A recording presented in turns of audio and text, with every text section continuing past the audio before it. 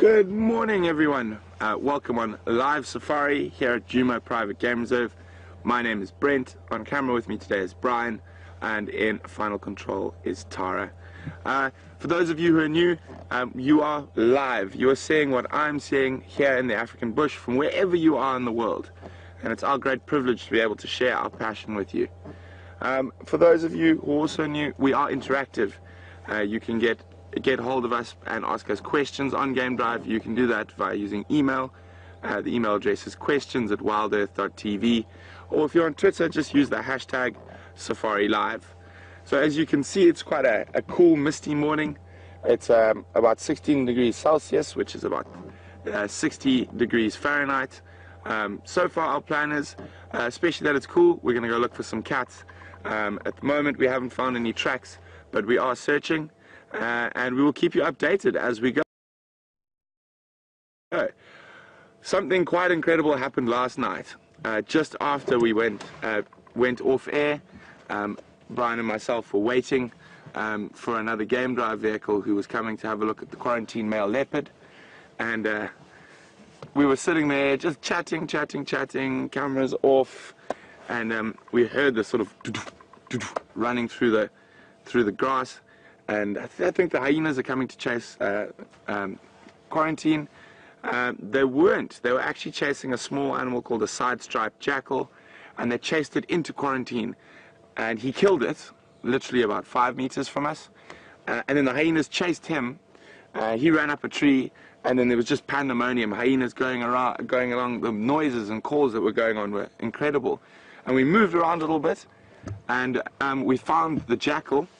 And what it looks like happened is that quarantine only got one good bite into the jackal's back, and possibly it broke his spine.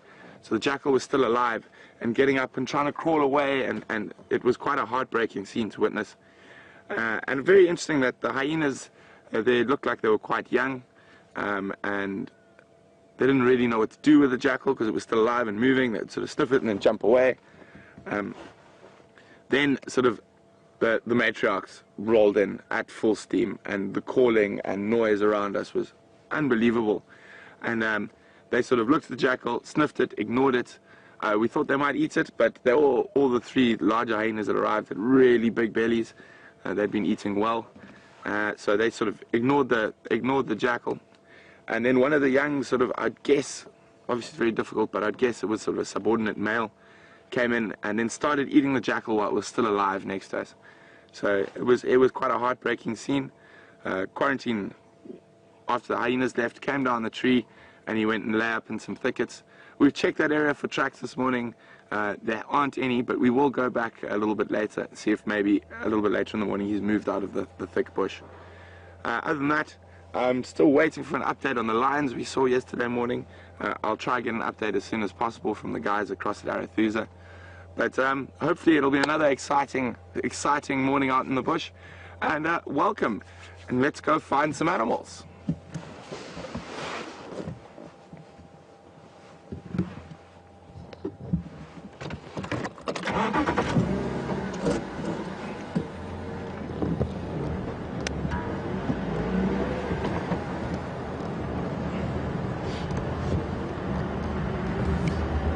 Morning mobile station, it's Brent from Wild Earth.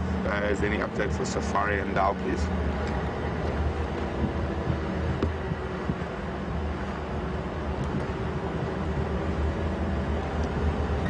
Copy, thanks Sean. Confirm that breakaway ladder has moved.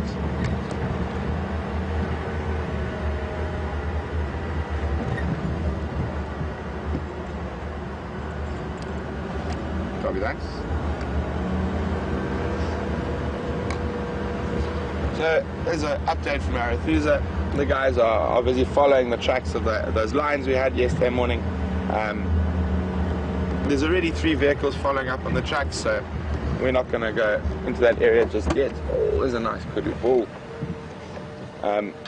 But we will keep listening and see what's going on with those lions. And if they do find them in an area we're able to traverse, we will definitely go over there to have a look.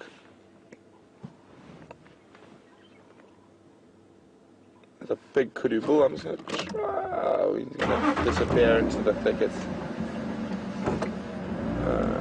Might get another view from a little bit forward. I think it's going to be a view of his bottom as he disappears.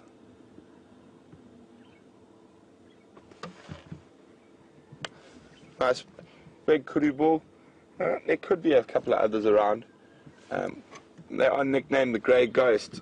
For every one you see, there's 3 you don't. Oh, that's actually quite interesting behavior, what he's doing there. He's actually putting his head into the mud. That's to try and make himself look more impressive, not only to the ladies, but also to other kudu bulls. So it's sort of trying to make himself look more scary, which possibly means there could be a female and estrus in the area, and they're sort of only times kudu really fight is over females and estrus. And they're non-territorial, they live in home ranges, and you'll often find groups of males together. And when there's no female and estrus, it's very peaceful. But as soon as there's a female and estrus, they can get quite aggressive, and they have been known to kill each other while fighting. Very, very rarely, but actually not that rarely. I've actually seen the horns once. The 2 bull, because of their cork-shaped horns, 2 males actually got their horns interlocked, and they actually died from being stuck together.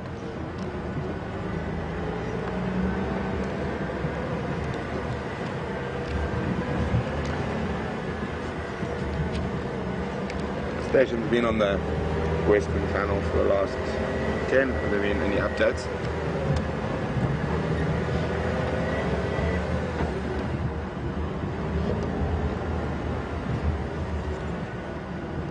So for those of you who are new, you'll notice sometimes I lean my head over the car like this, and I'm looking for the tracks of animals that we're trying to find. And if we do find sort of fresh leopard or lion tracks, we will try to follow them till we find that animal.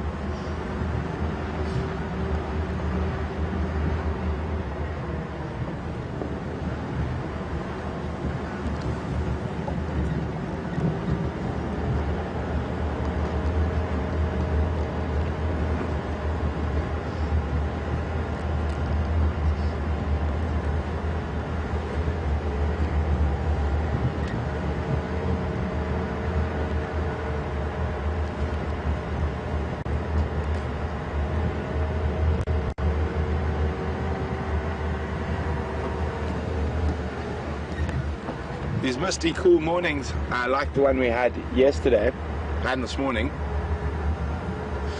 are really nice, especially if you want to watch cats. They tend to be a lot more active in this weather. It's cooler, and we saw that with the lions yesterday, with them playing and running around. So always a good idea to start looking for cats on these cooler mornings, or you know it's going to remain cool much longer into the day than it would normally.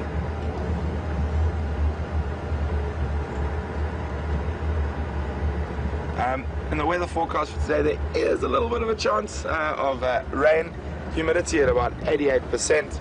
So we got our fingers crossed that the light drizzle or rain stays away. But it's one of the things we cannot control is the weather.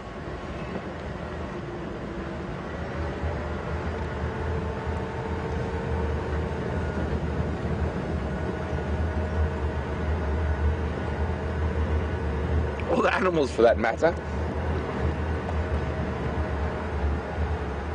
We can do our best to sort of read the bush around us, read the news, so to speak, and try to predict what the animals are going to do. But at the end of the day, you can read all the guiding books in the world, and they'll say lions do this and lions do that, and then you can watch a lion do the exact opposite of what it's supposed to do, because the animals didn't read the books. They don't have to listen to them, only we do.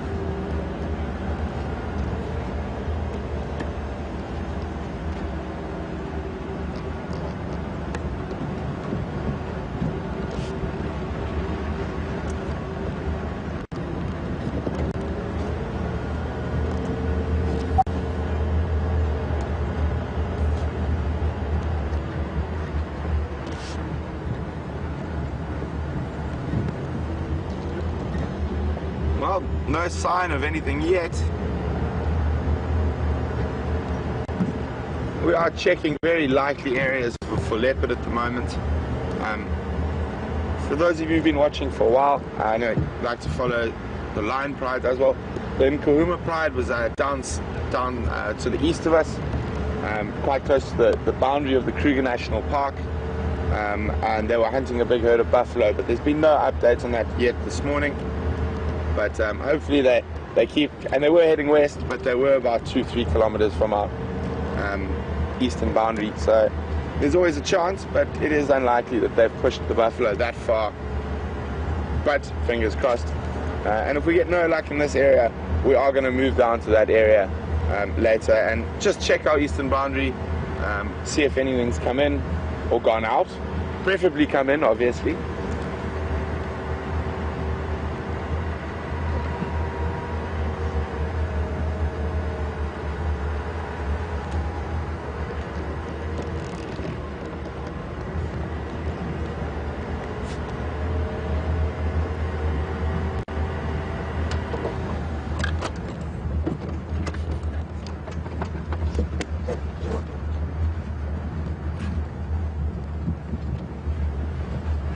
So you notice I turn off the car quite often when there's a little incline, and I'll sort of freewheel down the hill. This is for me to be able to listen to the news reporters of the bush. So a lot of animals, if they see a predator, will start alarm calling, and even a predator like that. Let's see, what have we got there? That looks quite interesting. Let's have a quick look. There's a bird of prey in the tree.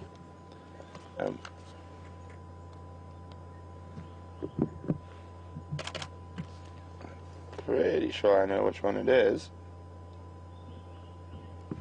It's quite difficult with this light.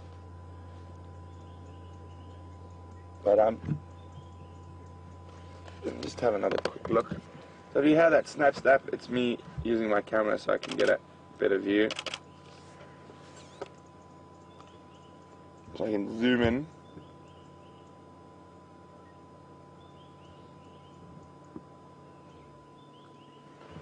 So guys, I'm going to put it out to you. Who can tell me what bird of prey it is? I know it is quite difficult because the back is facing to us, but let's see if anyone out there is a real twitcher. And as it flew away, that would have given away some of the clues. I'm just trying to see where it lands, and we might be able to get. No, it's gone. But so who can tell me which bird that was? You can send your answers to questions at WildEarthTV, or use the hashtag SafariLive if you're on Twitter. So nice of him to fly off there. It would have given you a bit more of a clue to which bird it was.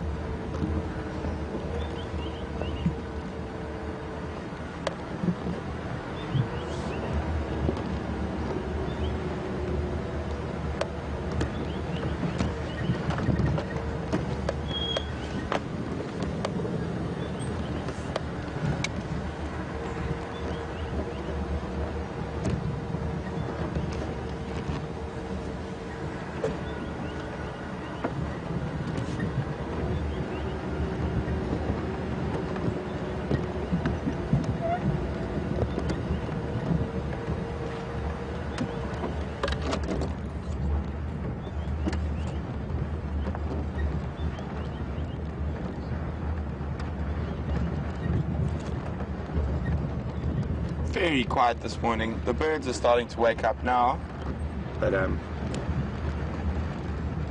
so still in this cool weather. Not even a breath of wind at the moment.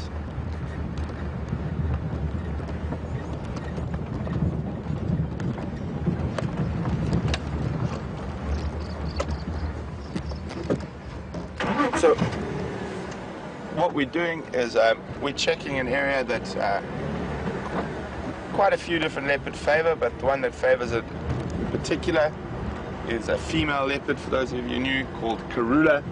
And I know the regulars, I don't need to explain who Karula is, but if you're new, Karula is the dominant female leopard in the area that we traverse. So we do see her quite frequently, and a lot of people who've been watching Wild Earth for a long time have got to follow her as she's raised quite a few successful litters of cubs. So we checked an area to the east where we found her quite often. Now we're checking the western sections of her territory because we didn't find any tracks or sign of her yesterday afternoon in the east. So we're checking very carefully along these roads in the west to see if we can find any tracks of her. There's quite a bit of speculation whether she's pregnant or not at the moment, and that'll be very interesting to see how that develops. Because if she isn't, she will start mating again. But we will see. I haven't seen her for quite a while, so I'm really interested to sort of follow up on that to see, when we do see her, to see if she is showing any signs of possibly being pregnant.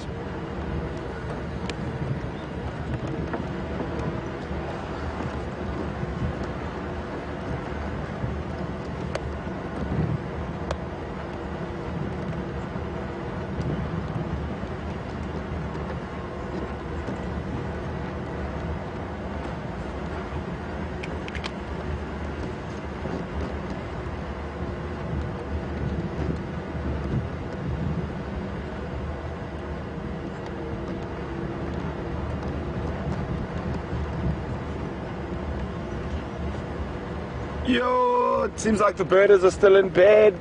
No one's got it right. No one's got it right so far. So keep sending your answers in. I'll give you another clue. They're quite often seen in pairs, even though we didn't see it this time.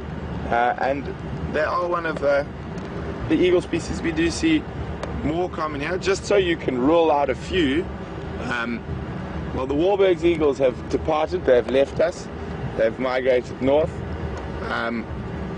It wasn't a batelier. It wasn't an African harrier hawk.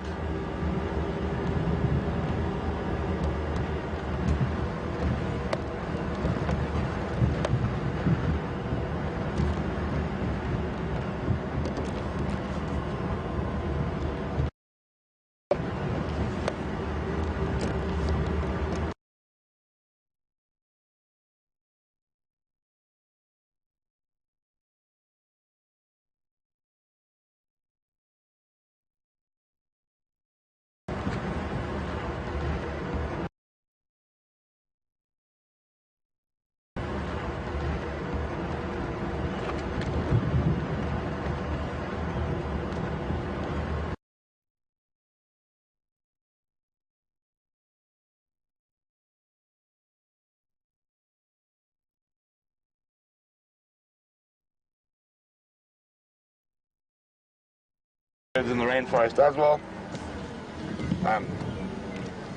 Let's see if I can find you the call quickly while we're moving.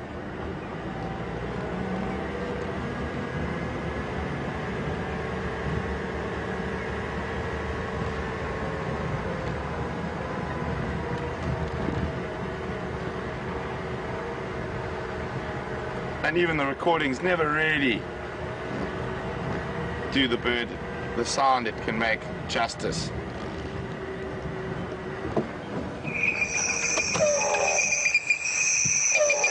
And the whole rainforest echoes.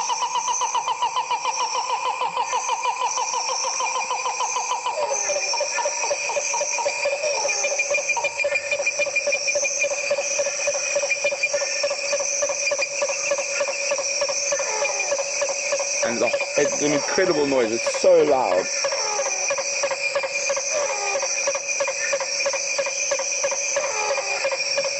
That's a great blue Tarako call. And sometimes you'll have 5 or 6 of them calling in different areas of the forest, and it's almost deafening, especially when they're just above you. They're quite difficult to see because they live really high up in the trees, and obviously what we would consider a tall tree out here in the bushveld is a small tree in the rainforest.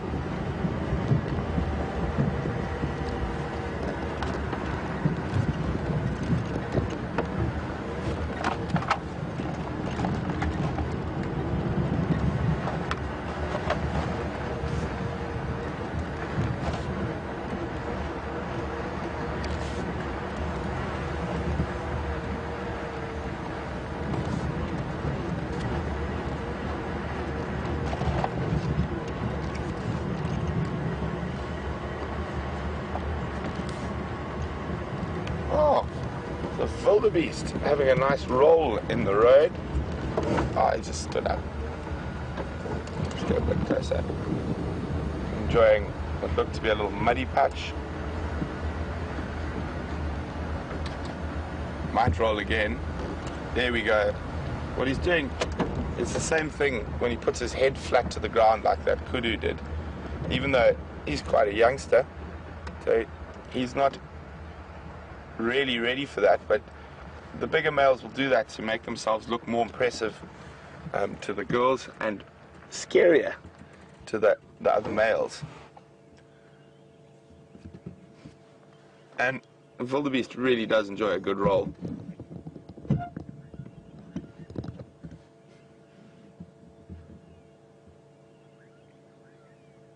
With all the flies and stuff like that, the mud and sand and rolling will be quite soothing. So, as I said, even though this is quite a young bull, a lot of his behavior is of a bigger bull, pawing the ground, which will help with scent marking. They are funny looking creatures. He's quite a youngster. I'm pretty sure there's probably a few more around we can't see, and that's where I'm jogging off to go look for the rest of them.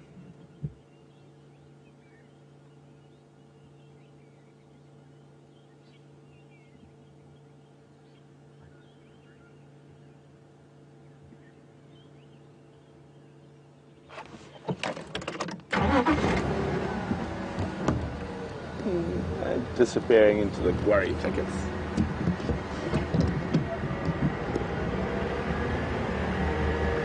So I'm sure you guys have heard me talk about that.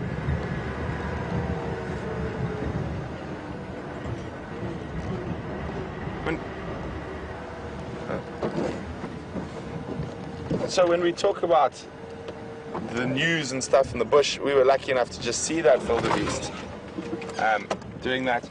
But now if we were coming along here and we hadn't seen that wildebeest doing here, I'm going to try actually maybe go a bit closer, see if we can actually find the spot.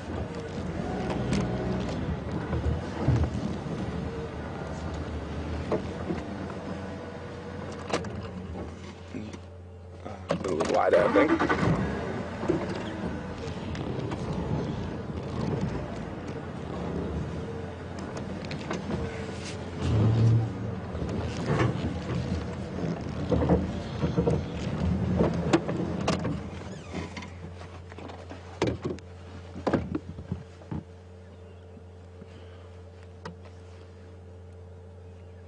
So we talk about reading the news, so to speak, and checking what's going on in the bush.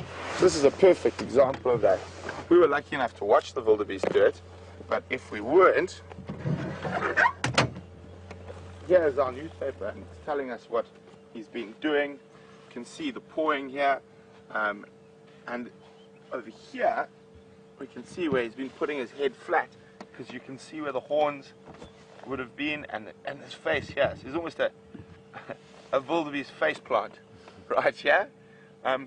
So like the financial guys wake up in the morning and they read the financial section, check what the shares have been doing, etc. Every time we go out into the bush, this is our newspaper, and we were able to read what's been there before, even though we might not have been able to see it. And what that does is it makes it a lot easier for us to be able to find the animals, and being able to sort of read the bush around you is very important, and that's what makes a good guide who's able to find a lot of animals, is knowing how to read the signs that have been left before. Also now I can actually smell the wildebeest. Not the most pleasant smell, sort of like a wet cow. If any of those of you have lived on a farm, it smells sort of similar to a cow but not quite the same, mixed up with that fresh earth.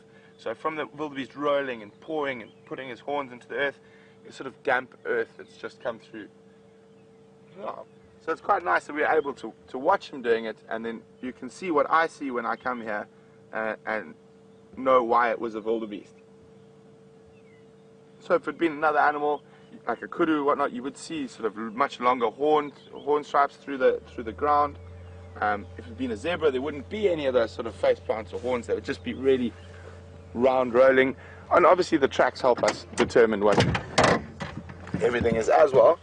But sometimes you don't actually see the tracks that clearly if it's on hard ground, so you have to read the other signs that have been left behind.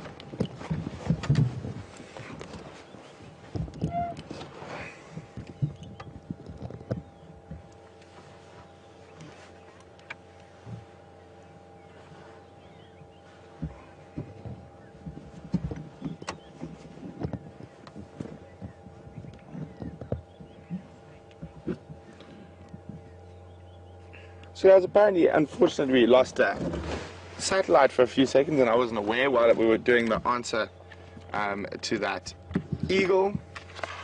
So the answer was an African hawk eagle, which is number 2 here. The main reason you could see that is even from the back, we could see that sort of little white creeping around his neck.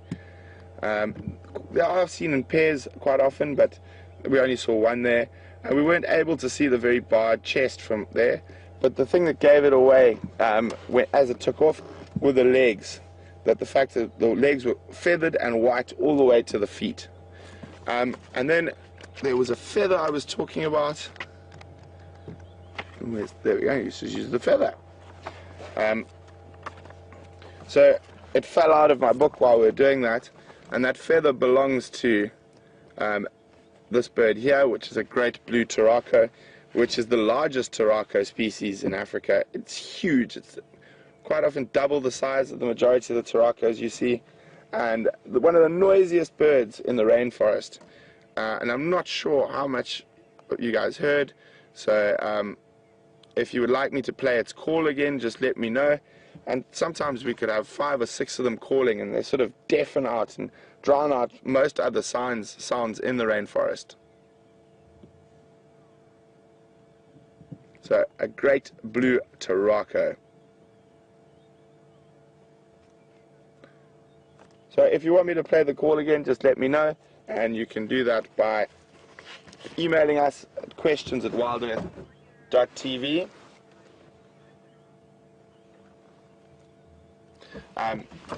Questions@wildearth.tv, or you can use the hashtag SafariLive on Twitter.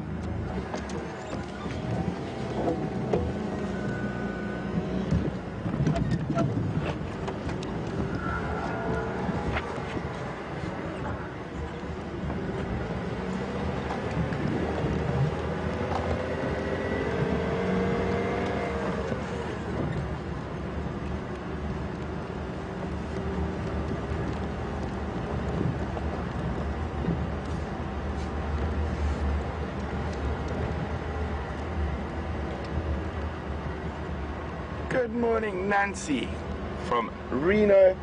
Nancy would like to know whether it's normal for a young male wildebeest to be sent off on his own like that, and isn't he more vulnerable?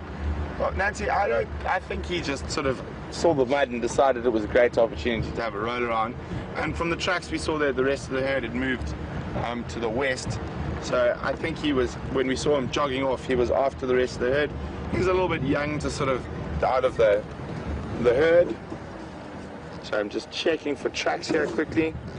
And in this area, wildebeest herd dynamics are a bit different to, say, Kenya and Tanzania. Here the bulls will hold territories over good areas, and the females will move between those different territories, and this helps with genetic diversity in the species. And the females will move between different areas that have better grazing at different times of the year, but the males will quite often sort of stay in their spot and defend it quite vigorously against other males.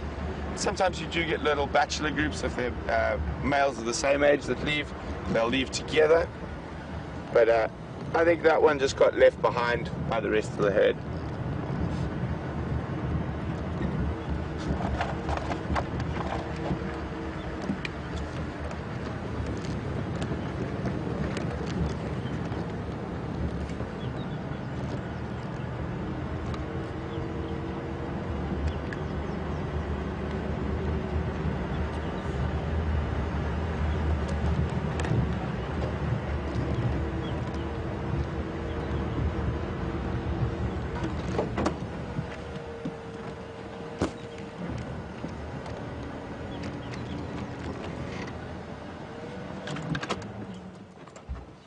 is a very pretty butterfly.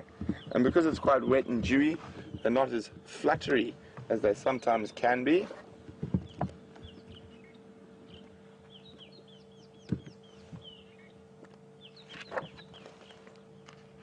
So opening its wings to try it dry before it gets a bit warmer. So it's wanting to go out and feed. I actually think it is feeding on a plant there. I can't really see the front of it, but a very, very pretty butterfly. If I remember correctly, it's a citrus swallowtail, but there are quite a few species that look similar, so I'm just going to double check that.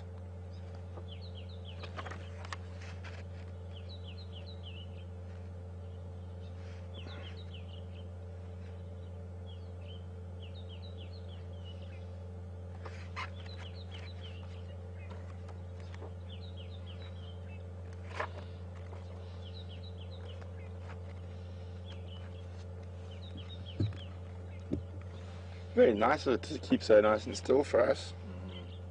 Normally butterflies are probably one of the harder things to film out here because they are so quick and move so fast.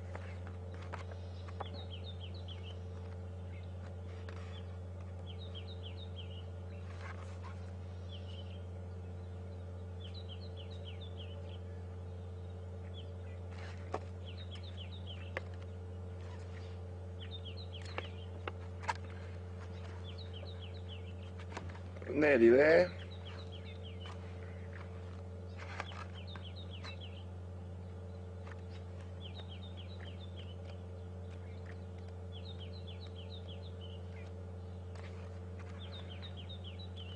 I'm convinced whoever writes butterfly books, they make it so confusing. Putting the picture with the information, they put the picture separate from the information, and it seems to be something that people who write butterfly books do to torment people like me who are not scientists.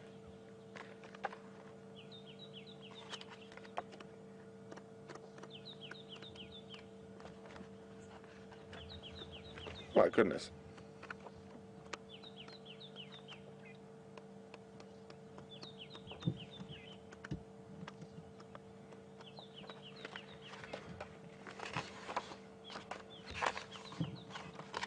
Let me try work this out again. Sorry, guys. Okay, let's try it that way. Aha. Let's have a look at that one there.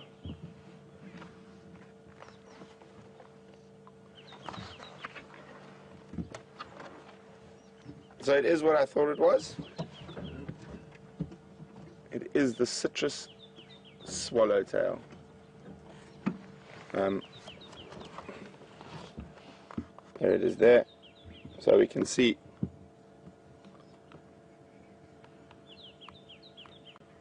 and that's what they look like when their wings are closed.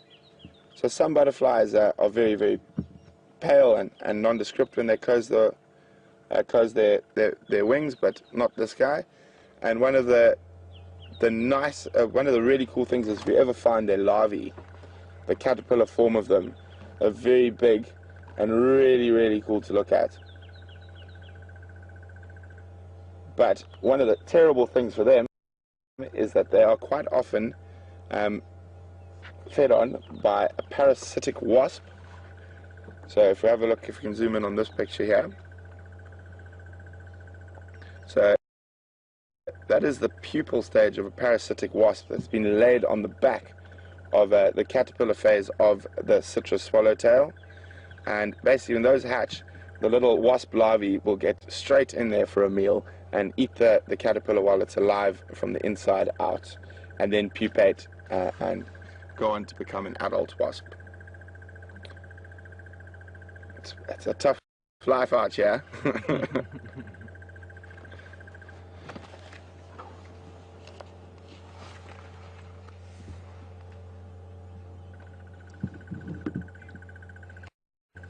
So there we go, citrus swallowtail.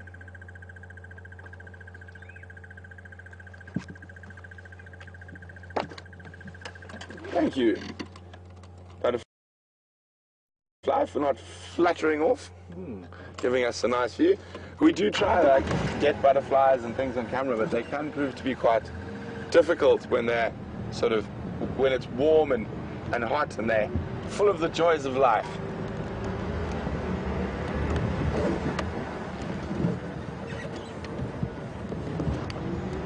I wonder where all the leopards are this morning. We have not seen one track yet. Just for those of you who are not sure, I'm going to update quickly. We're checking the sort of north and western areas for the dominant female leopard, whose name is Karula. We checked the eastern areas of her territory yesterday and we didn't find any tracks. So that's why we're checking this area this morning.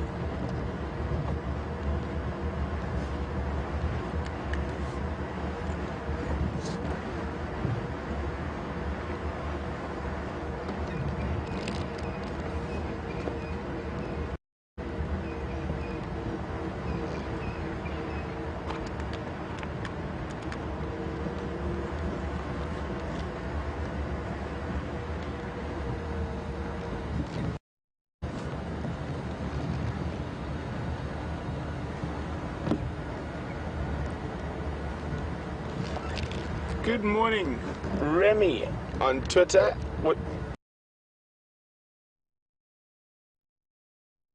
Presuming this is a bird, if it is, most definitely not, and I'm pretty sure it's not an African bird species, so they probably don't occur in Africa. Maybe you guys can have a look for me online, and you can send your answers to questions at WildEarthTV, or if you're on Twitter, just use the hashtag SafariLive.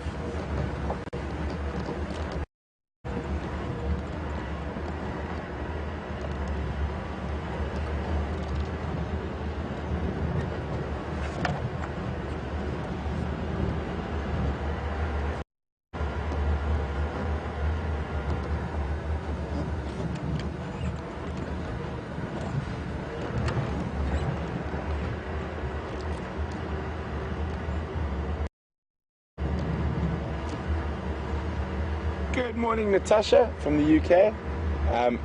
Natasha would like to know what my personal bird count is for bird species in Africa. Well, Natasha, I'm quite lucky. I've traveled a lot around Africa, so I've got a pretty decent bird count. I haven't really sort of counted in a few years, but I guess it's probably around 1,200 or 1,300 out of 2,300 species. So I'm about halfway there.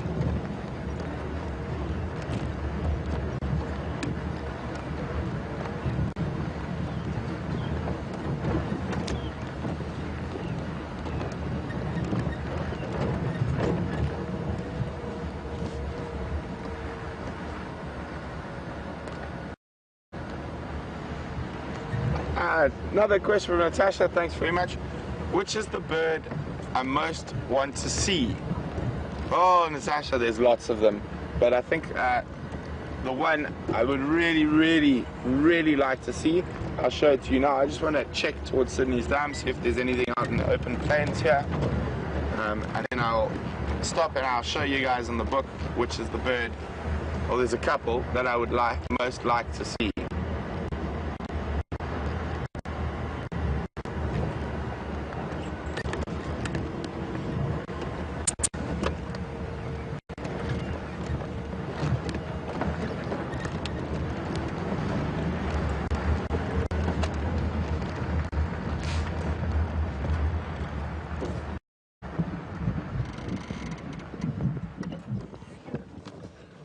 Nothing else, just some hippos in the distance at Sydney's Dam. Well, on the cover is one of the birds I'd like most to see, but I'll find a better picture of it now.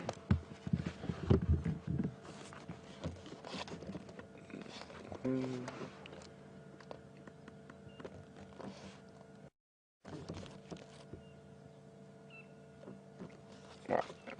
There are the hippos in the distance there.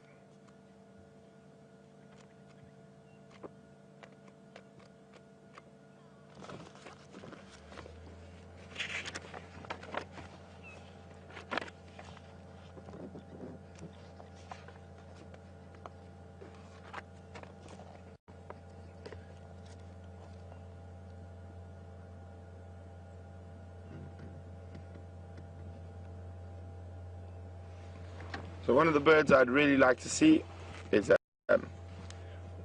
Rispolis, or Prince Rispolis turaco, and it's endemic to the juniper forests of southern Ethiopia, and that's sort of on my bucket list for this year, is to get up to Ethiopia and go have a look at the animals and birds there. So this is it here, a Prince Rispoli or Rispolis turaco, and it occurs in such a tiny patch of the world. You have a look, that's Ethiopia, the country. Down in southern Ethiopia, it only occurs in the juniper forests there. And then one of the other birds that is very high up, and quite a strange one, and it was only discovered in the 50s. It is a Congo peacock, and it lives in the deep Central African rainforests, but only in the Democratic Republic of Congo. So there we go, a Congo peacock, an African peacock species, was only discovered in the 1950s. I think those are two sort of really big ones for me, but I get excited when I see any new bird.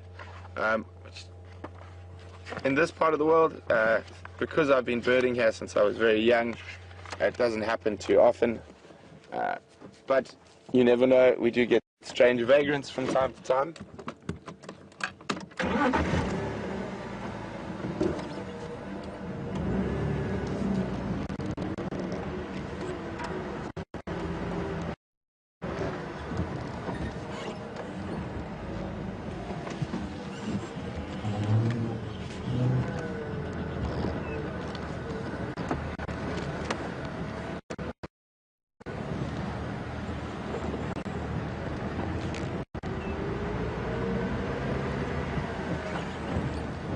Thank you very much, Diane in New York.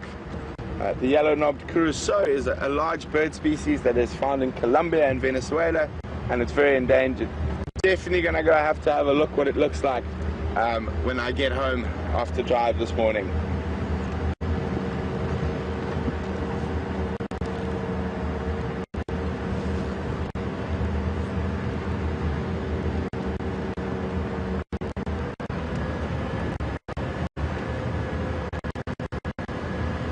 On our northern boundary, we've checked this sort of western sector.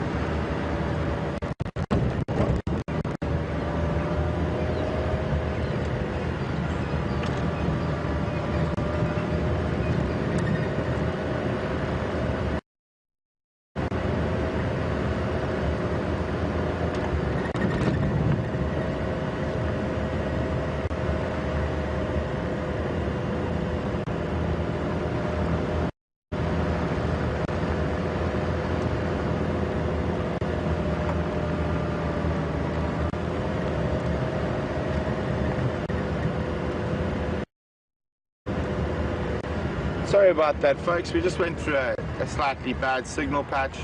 I was just explaining what we've done this morning.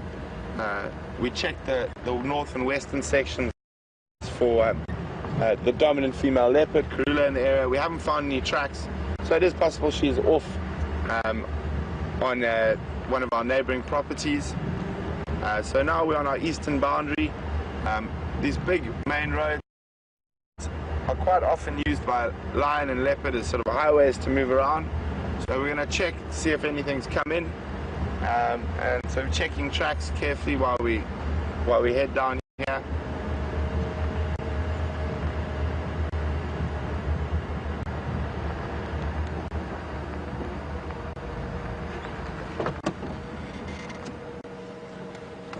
Unfortunately, just as often as you find tracks coming in, sometimes you find tracks going out.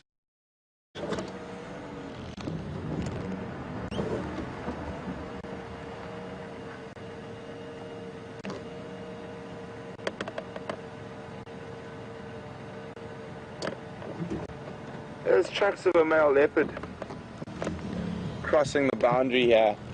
So, unfortunately, we cannot go to the north. Oh, shit, that.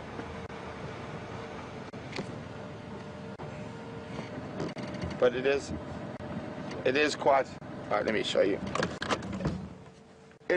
Just judging from the track, it is quite a.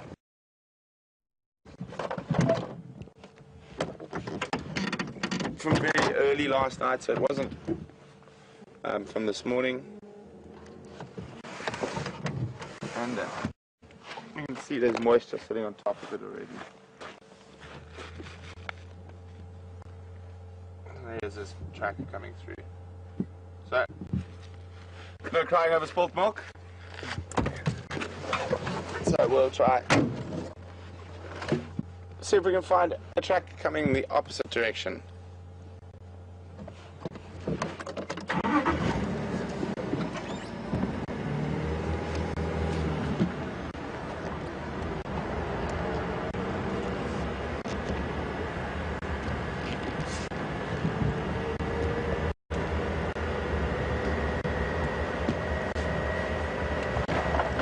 Taxi coming.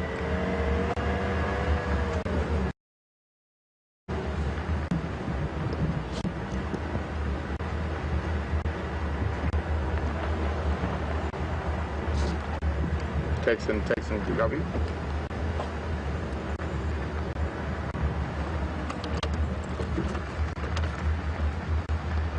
FM, what was that update?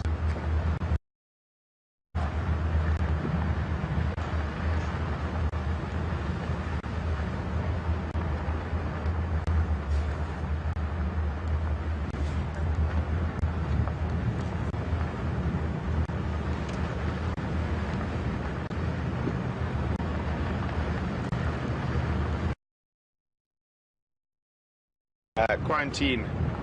No, leopard hasn't moved too far.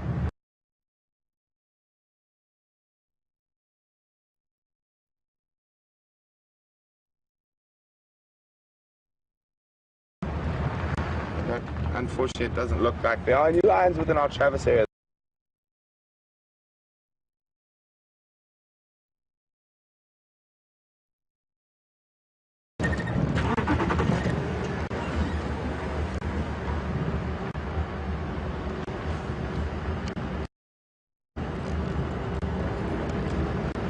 Is any station copying me?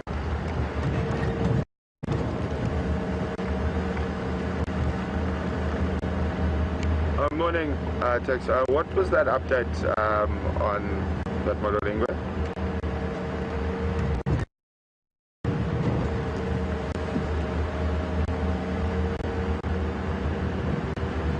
Okay, copy, thanks. I'm not going to make my way there now, but I'll be interested later.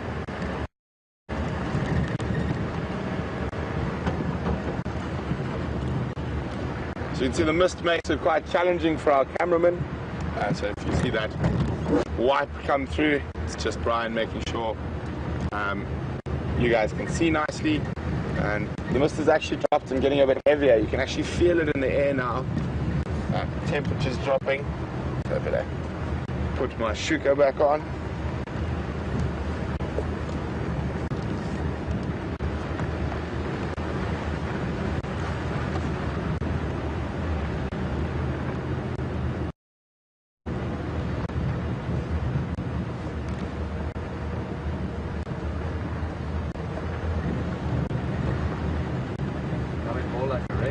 It is, it is getting quite hard. You can see that droplet starting to form on the camera lens there. Well, we're going to keep our fingers crossed it doesn't get any harder. Because what happens if we get stuck out here during the rain is that actually there's a big tarpaulin, and until it gets soft enough for us to move, we literally pull the tarpaulin over our heads and we sit under the cover until we can move. Not ideal. Definitely not ideal.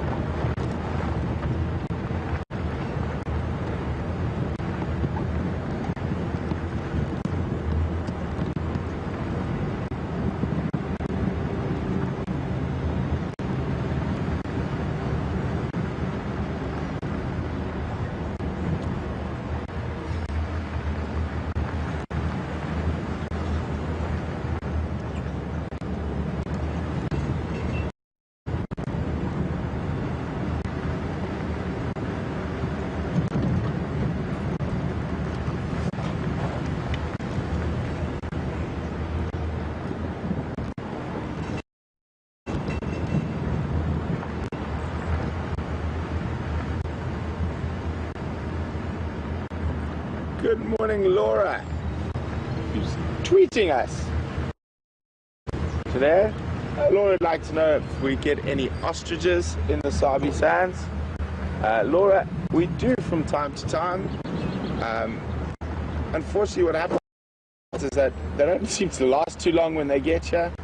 The lions and the cheetah, strangely, seem to really like them.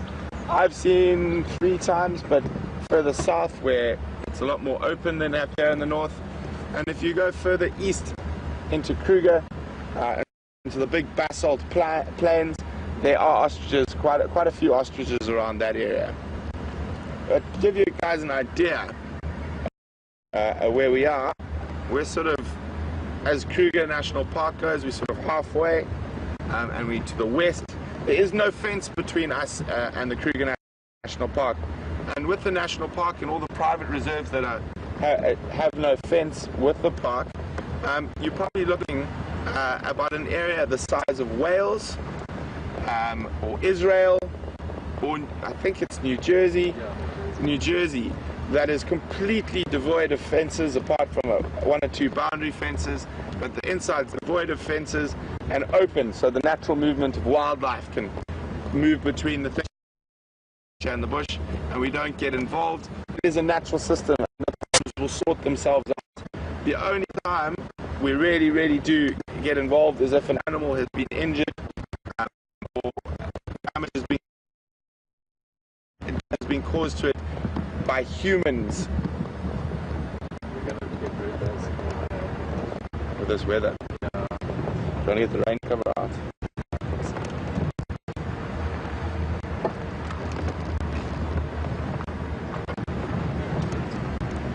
Uncle Steve.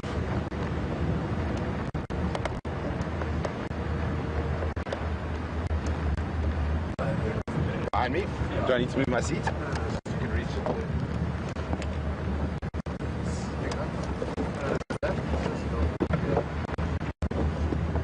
Let's just stop. So guys, just give us a second. Just want to put the rain cover on the camera.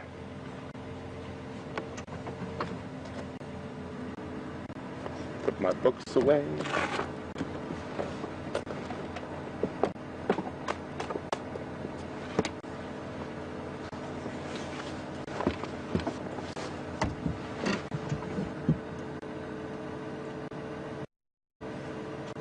Sorry guys, we went through a little bit of a bad signal patch there.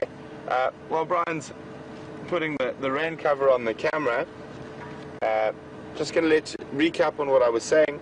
I said with all the private reserves and the Kruger, we're in an area that's about 2.7 million hectares. I can't remember the acres. Maybe someone can check what 2.7 million hectares is in acres for me. And in that area, so to give you guys roughly how you can equate it to something you might know, that area that is open for wildlife is about the same size as the country of Wales or the country of Israel or the state of New Jersey.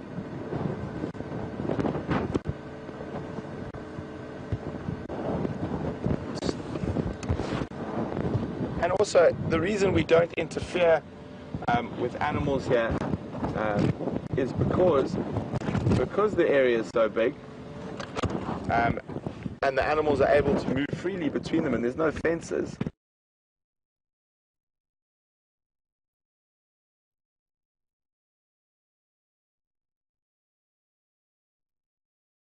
The only time we would intervene. All set? Yeah, let's do this.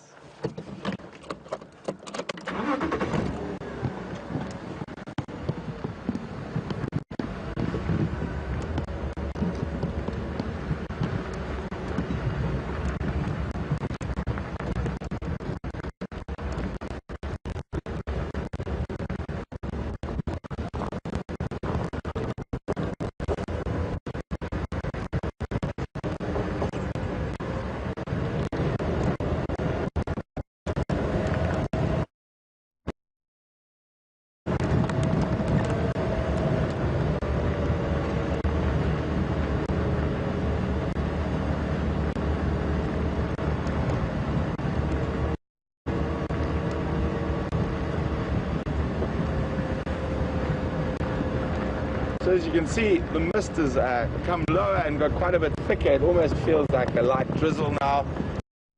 That's actually, it is a light drizzle now. But we are not giving up yet. We're going to see what else we can find.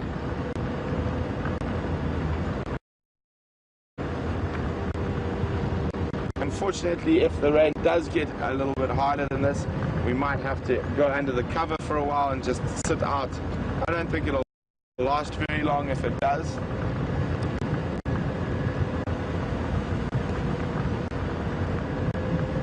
Apologize for that bad signal we just went through.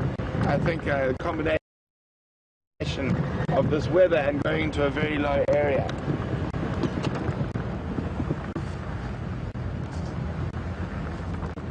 Maybe we can give Brian your nickname.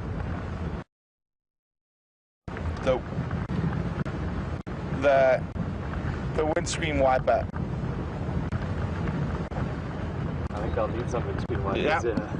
We're going to need to add a new adaptation to the camera.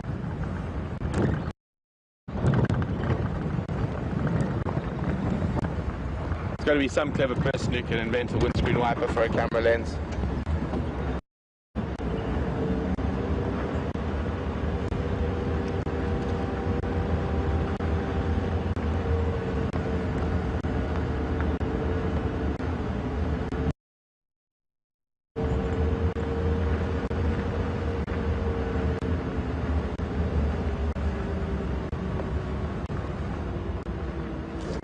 Good morning, Carol in Florida. Very interesting question. Says,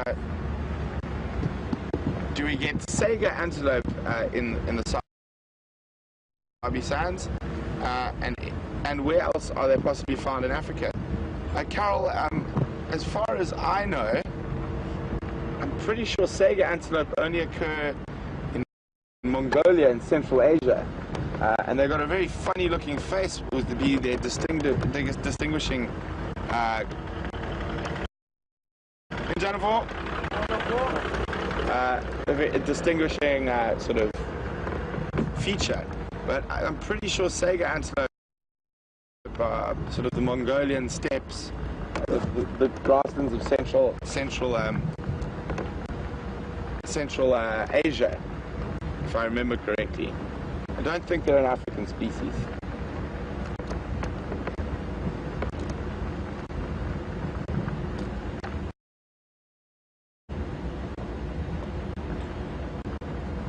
I think a lot of us, we've driven around for quite a while, we haven't got any tracks yet.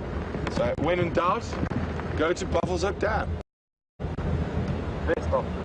So we're going to have a look down at Buffalo's Hook Dam now and see what's going on. We haven't found any tracks of anything yet this morning. And I heard over the radio that the guys have been through to check the hyena den, and it's not active either.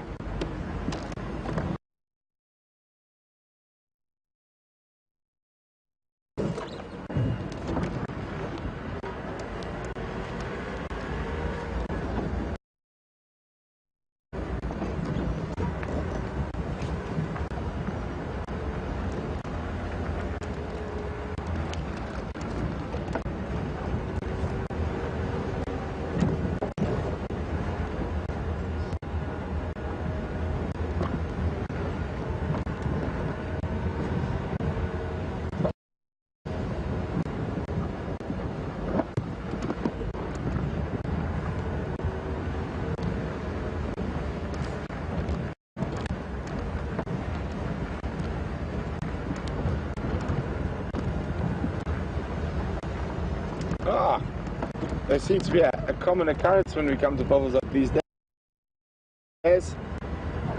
The grey heron who likes to sit on top of the hippo. Grey surfer. The grey surfer, haha!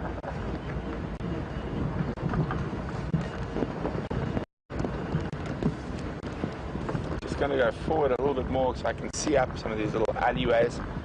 Quite often, leopard and lion like to drink in them. But looks like the only things here are looks to be a young male hippo and the surfing heron, the grey surfer.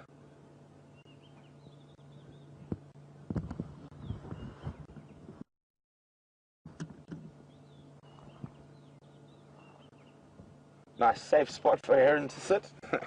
Not much is going to tangle with him while he's on the back of a hippo.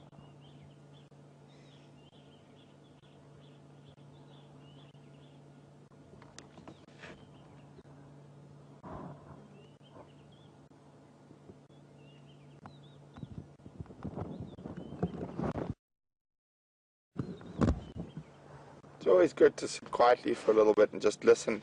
We might hear alarm calls of the other animals that have seen a predator moving. We're just going to keep quiet for a little bit and see if we can hear anything.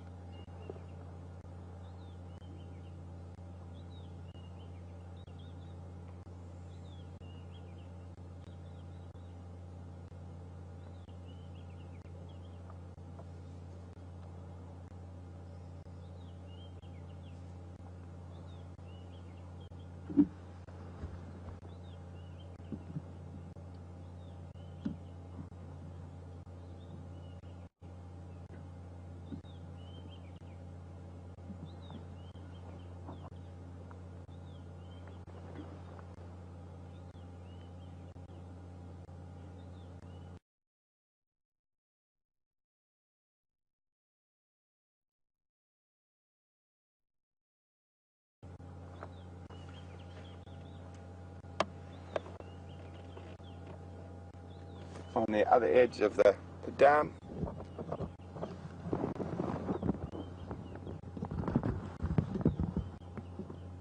We'll have a look at it now.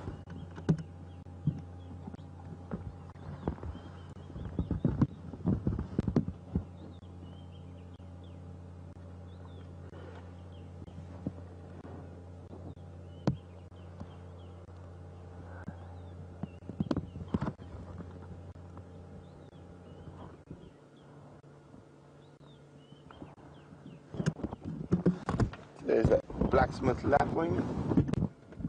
Rain cover makes it very difficult. Give Brian a second there, just with the rain cover. There we go.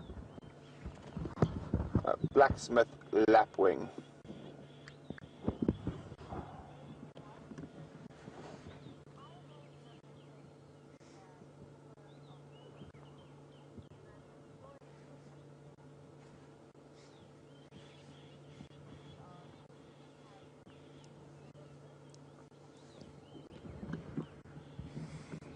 Good morning, Amy in Washington. Amy would like to know, she always thought hippos were herbivores, but she's heard stories of them eating carrion. Amy, and she would like to know if that's a myth or is it true? Amy, it is true. I've actually even seen a hippo eating on the carcass of another hippo. It's not something they do often, and I mean, they're generally 90% of the time they are grazers and they eat grass. But sometimes they do seem to eat carrion. Not so much eat it, although I have seen them swallow the meat. It's more sort of playing with it. It could be that they feel they need certain vitamins and stuff that they're not getting enough of. It could just be that they're curious. But I have personally seen them doing that before. So it's not a myth. It is true.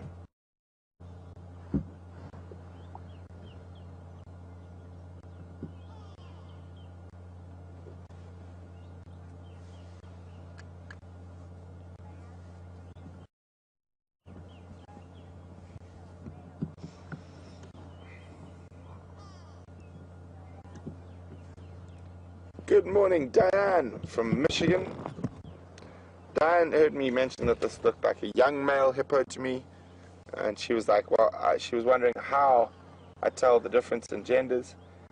Well, specifically in this sort of circumstance here, it's the only hippo in the dam, and it doesn't look that big yet. I'm just making an educated guess. The fact that it's by itself, it's probably a displaced young male hippo that has been pushed out of the other dams by the adult hippos as he sort of got older and might start becoming a threat for breeding. So that's probably why this is a male and why he's by himself rather than in a raft of hippos. Oh, he's going to open his mouth for us.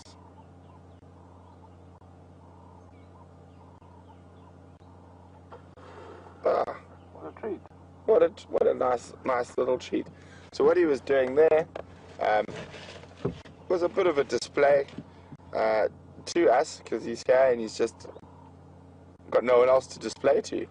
No, he's just reminding us that he is a big.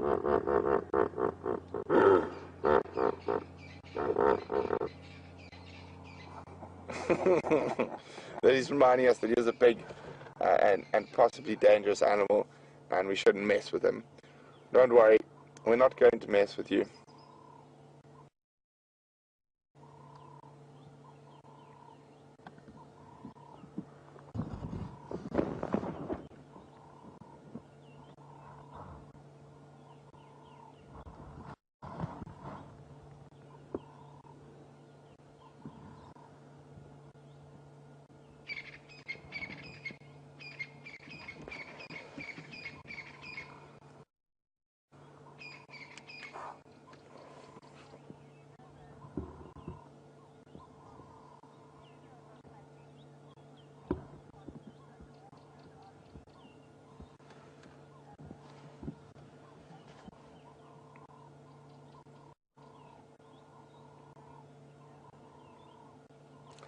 Good morning, Kerry from Durban by the sea.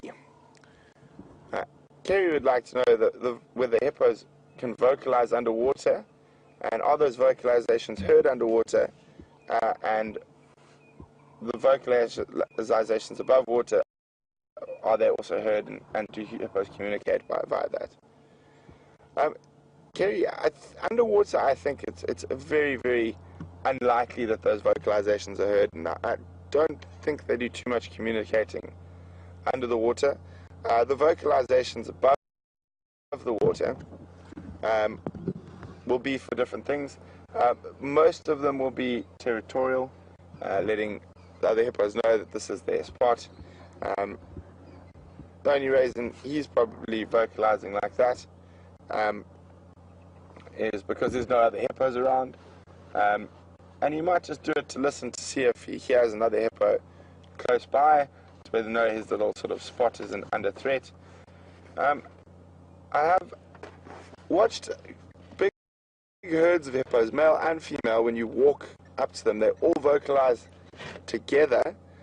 I've never been quite sure whether that's a sort of warning to other hippos saying, oh, there's something around. But I'm quite sure there is a level of communication that goes on with those vocalizations. Well, at least we found a hippopotamus at Buffalo's Hook, but I think we shall continue on. Since he's being a bit shy now.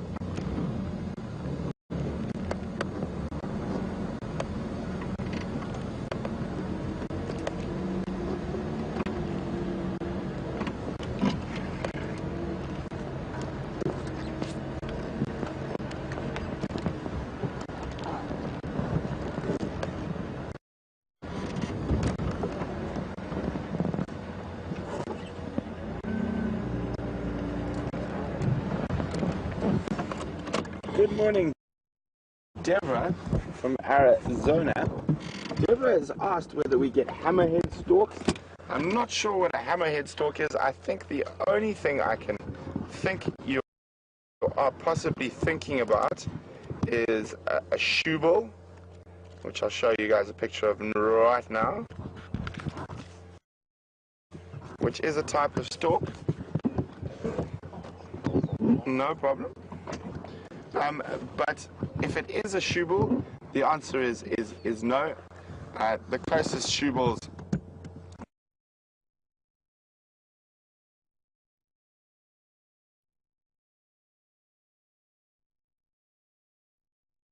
in the Sud is where they live, but we do not get them in the Sabi Sands. And as you can see, the rest of the stork species, I don't think we have anything. Maybe an African open bill, but still not a hammerhead stork. I've actually never heard of a hammerhead stork before. It might be a stork species that occurs elsewhere in the world, but certainly not in the Sabi Sands or in Africa, unless someone has got the shoebill confused.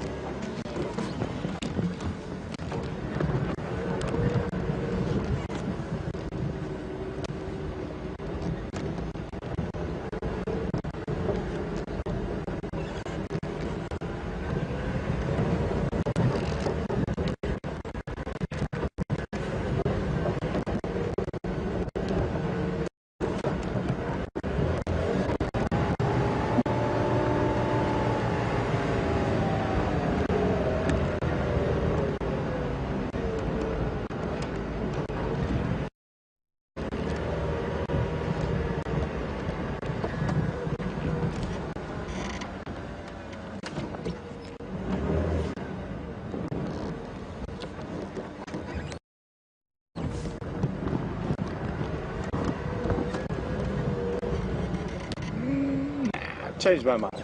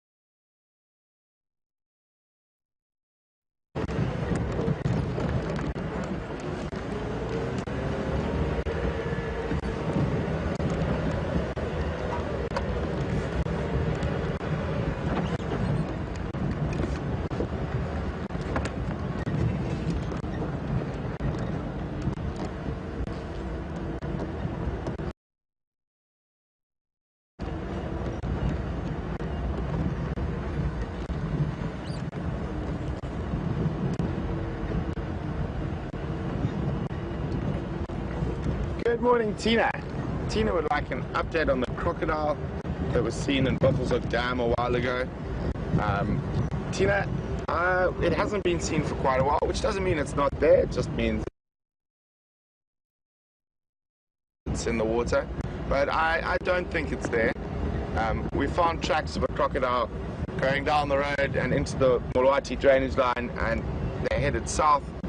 I think that crocodile it's very difficult to age a crocodile once it's an adult. It's about 3.5 meters, so it could be probably around anywhere from 40 to 70 to 80 years old. It's very difficult to age them once they're adults, and I'm not sure where the crocodile's gone. And that's not to mean it won't just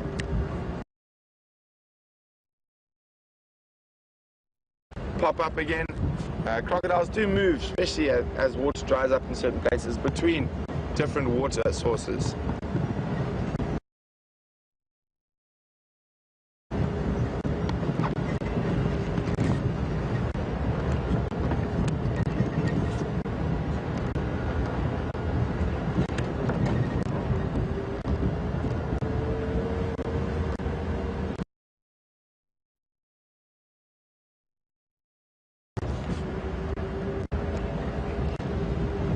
So, just for those of you who are wondering what my plan is and where we're off to, so we checked the western areas first this morning, looking for tracks of Karula, who's the dominant female leopard in this area.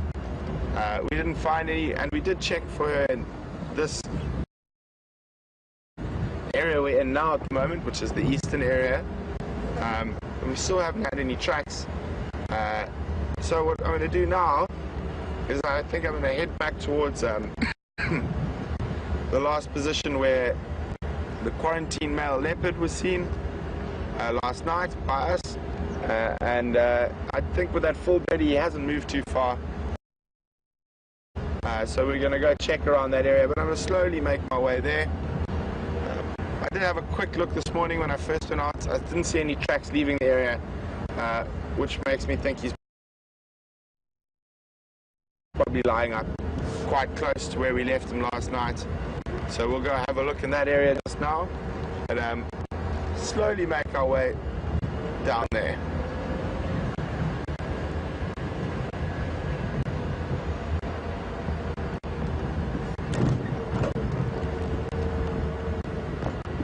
And remember guys, if any of you are new or you've just signed in, we are live, so literally everything I'm seeing in the bush you are seeing, and you can ask me questions while on drive, and you can do that by sending an email to questions@wildearth.tv, or if you're on Twitter you can simply just use the hashtag Safari Live.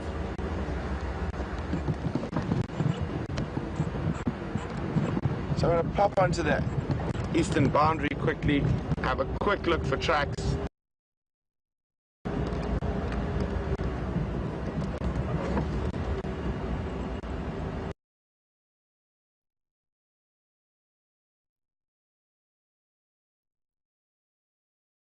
Maybe I was misreading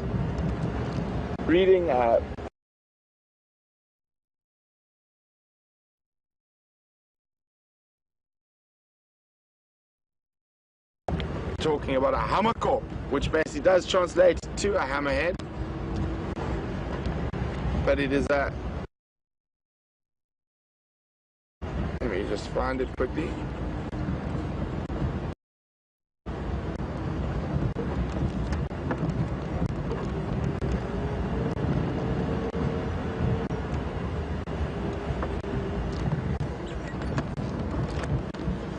Just stop here quickly.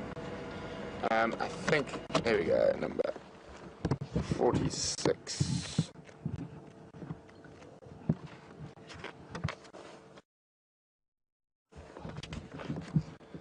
So I think what confused me, it's a hammerkop, which is a hammerhead, but it's related to the herons rather than the storks.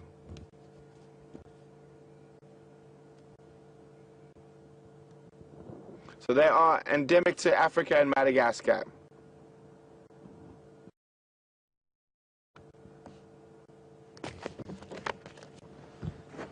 Sorry guys, I just need to listen to the radio.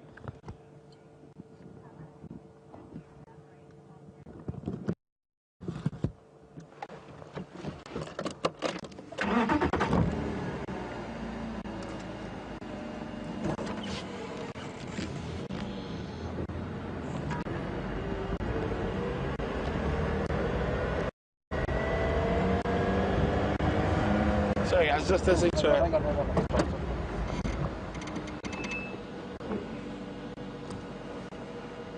So just listening to the radio, there's an update on the Kahuma Pride. They've actually crossed out of the Sabi Sands into Kruger National Park. So there I was talking about how the animals can move between the different reserves, and there's no fences between them. So they've actually crossed into the national park.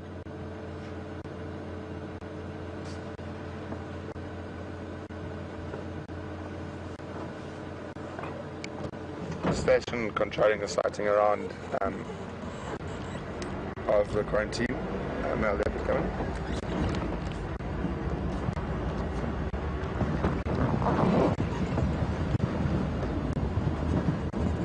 That we were with last night.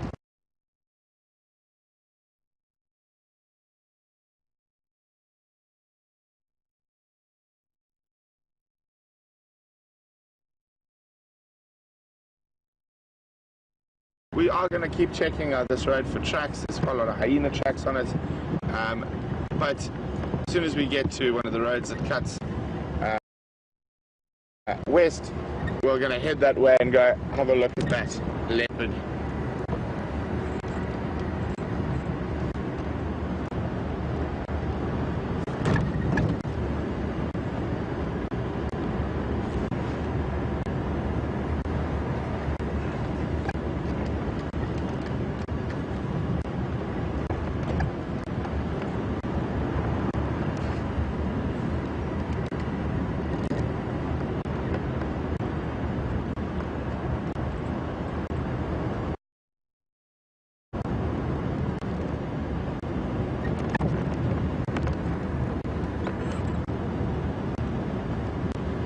Good morning, Sam from Ohio. Sam would like to know, were there any plants or animals in this area that have gone extinct in the last 100 years or so? I think you've had very small local extinctions, but nothing has gone extinct completely inside the park itself. Everything's pretty much that was there in the last 100 years is still there, maybe just not in the numbers that it once were. Oh. Once was, that was terrible English.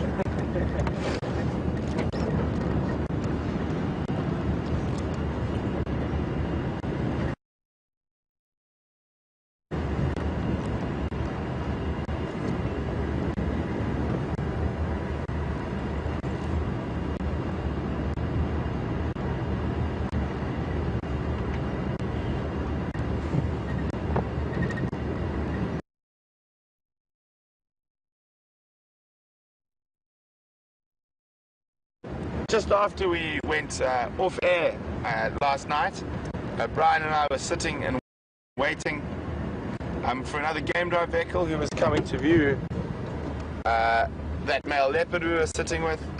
And we were sitting quietly, we didn't even have the spotlights out, we turned the cameras off, having a chat.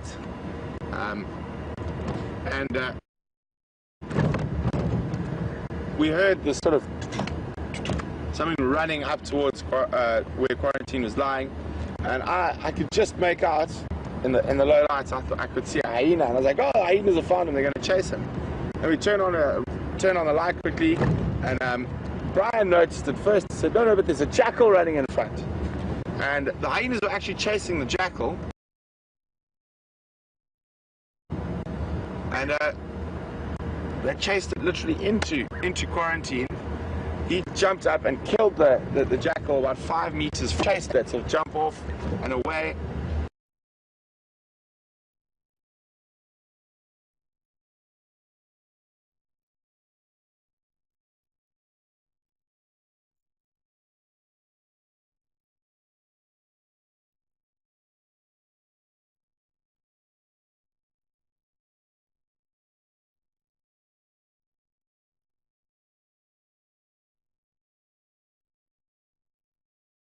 They came in at speed and making noise, and you could hear them calling from